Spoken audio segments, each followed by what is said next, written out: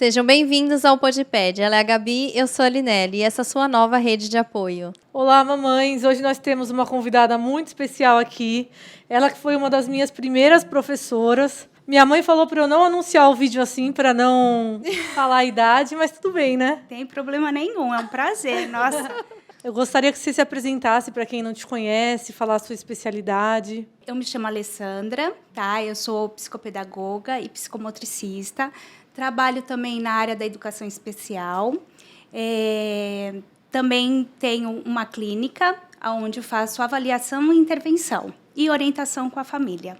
Maravilha. E nós escolhemos alguns temas hoje para a gente estar conversando. O primeiro dele é um tema que as mães pediram bastante, que é sobre rotina. Como que elas podem criar uma rotina, um hábito? Isso, gente. Rotina é muito importante, sabe? Desde o início da infância até na adolescência. Uma rotina bem estruturada na infância, a criança, um adolescente tem uma vida, assim, faz o efeito positivo, tá? O que seria uma rotina? A rotina, ela é algo que você faz sempre, todo dia, né? Então, é uma sequência de atividades. Por exemplo, escovar o dente, tomar banho, almoçar. Então, isso é uma rotina. E essa rotina ela pode começar com quanto tempo de vida da criança? Que a mãe já consegue adaptar uma rotina para o bebê, para a criança? A partir de quanto tempo? Assim? Então, quando eu pego uma família, né, eu logo pergunto, né, sobre rotina, faço anamnese, pergunto como é que é a rotina da criança. E assim eu vou adequando conforme a idade. Eu tenho rotinas, por exemplo, eu faço uns modelinhos, umas tabelas. Eu tenho rotina que divide por período. Mesmo a criança não sendo alfabetizada, não sabendo ler, ela pode desenhar com a mãe para ela entender que o momento vai de manhã, ela tem que tomar o café. Então, ela pode colocar uma figurinha ou um desenho para ela entender que de manhã ela vai acordar, vai tomar o café, tem o momento do banho, à tarde a criança vai para a escola, à noite ela volta, tem a janta, tem um horário de fazer a atividade da escola. Então, esses modelinhos que eu faço, essas tabelas, ajudam bastante, né? Esse aqui que tem um horário é mais para um adolescente. É para uma criança maior, Maior, né? Que já tem a noção, né, um pouquinho de horário, de tempo. Eu tenho esse aqui que eu trabalhei também com um autista, que assim, a rotina visual, o apoio visual para um autista é fundamental. Quanto mais estruturada essa rotina para o autista, melhor para o entendimento dele. Então, essa aqui eu usava... Até na casa de uma criança que eu trabalhei, eram 5 terapeutas. Então, ele tinha a rotina dele, com cada uma, só que a gente pegava foto. Então, ele tinha o entendimento de cada dia quem ia trabalhar com ele. Isso você percebe que quando você faz em forma de figuras em crianças menores, né, que não sabem ler, ou até na questão do autismo, você percebe que a eficácia dessa rotina ela é maior? Sim, bastante. Eu tive uma criança, né? Aliás, eu tenho várias crianças com autismo hoje, né, atualmente, e em especial um que eu trabalho a rotina. Na verdade, a rotina não é assim só em casa ou só na escola, é o todo. Então, quando eu faço o atendimento com essa criança, eu crio no meu atendimento uma rotina. Também durante a consulta? Isso, Legal. Também. Porque a criança, por exemplo, esse menino, ele demonstrava muita ansiedade, tá? Então, para amenizar um pouco essa ansiedade e para prevenir o que vai acontecer, ele já entrava na minha sala olhando a rotina. Então, a rotina dele é passar o álcool. Aí ele vinha, ele já pedia o álcool, já passava o álcool e ele tirava, ele ia destacando. Porque assim também ele tinha a noção do tempo dele, o horário que ia terminando a terapia ou o atendimento, né? Então, era o álcool, depois ele fazia o calendário, que também é outra coisa fundamental. A criança precisa ter noção temporal. E muitas crianças eu pego, grandinhas até, que elas não têm noção, assim, dias da semana, meses, não sabem quantos meses tem o ano. Até esse calendário é para isso, né? Então, eu pego, coloco datas comemorativas. Então, a gente preenche com a data comemorativa de cada mês, peço para levar para casa para preencher com os aniversariantes da família. E as E crianças deixa eu dizer- adoram, né? E o entendimento no concreto é muito melhor, né? Fica mais algo visível para eles, que o tempo é abstrato demais. E voltando para essa criança, ele tinha o momento dele do calendário que ele fazia, e ele falava assim: ontem foi que dia? Aí eu falava: ontem foi dia 20. Aí ele: hoje é 21. E colocava o dia da semana, o tempo, como é que estava. Aí, logo em seguida, tinha atividade. Aí, eu desenvolvia a atividade, ele terminava a primeira atividade, ele destacava. Aí, tinha outra atividade, desenvolvia, ele destacava. Porque, no final, ele tinha recompensa, né? A gente chama de reforçador. Então, o reforçador dele podia ser ou a massinha, ou um carrinho. Então, os 15 minutinhos eu dou a recompensa, que é o momento da diversão.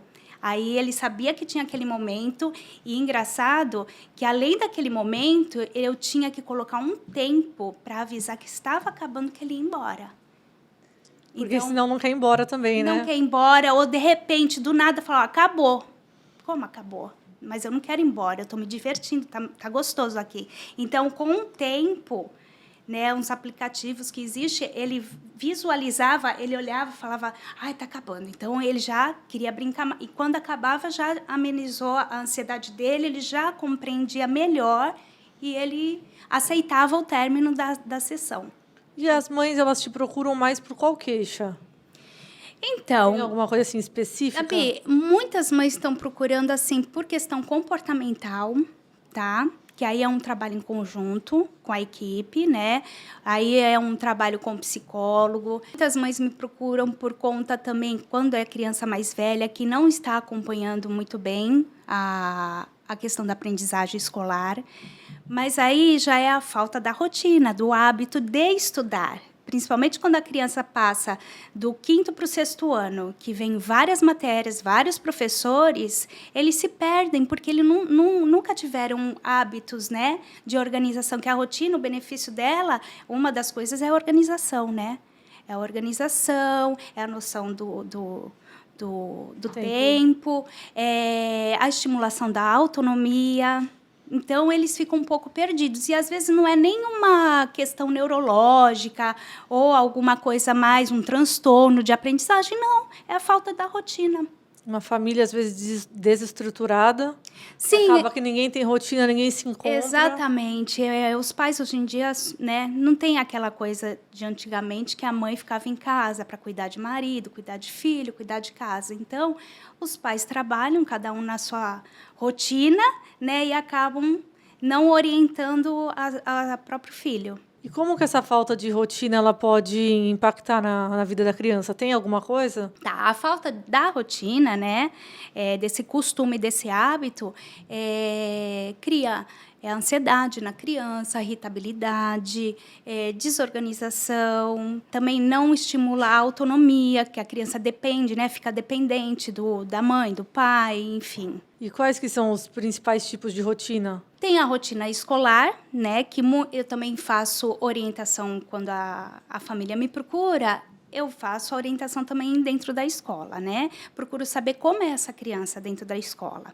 E muitas crianças com transtorno de déficit de atenção, eles precisam da rotina até visualmente, por conta dessa ansiedade que eles têm. Então, às vezes, muitas escolas, as professoras têm a rotina, mas não têm visualizando o apoio visual. Que é até esses desenhos aqui, quando a criança, por exemplo, vai fazer uma atividade, né? O recurso é cola. Então, a criança está olhando, está vendo qual é o momento que ela tem que fazer essa atividade e está destacando. E, com isso, ela está tendo essa noção de tempo que uma hora ela vai embora.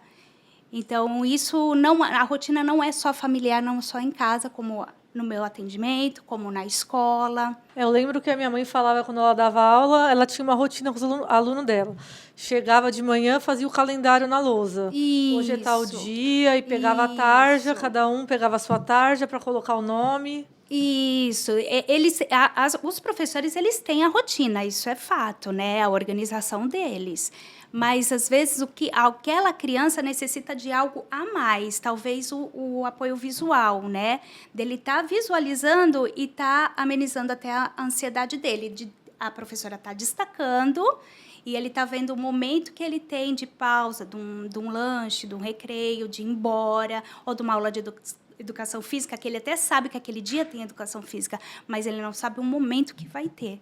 E com isso ele vai ajudar a auxiliar. Diminuir a ansiedade, Diminuir né? a ansiedade, exatamente.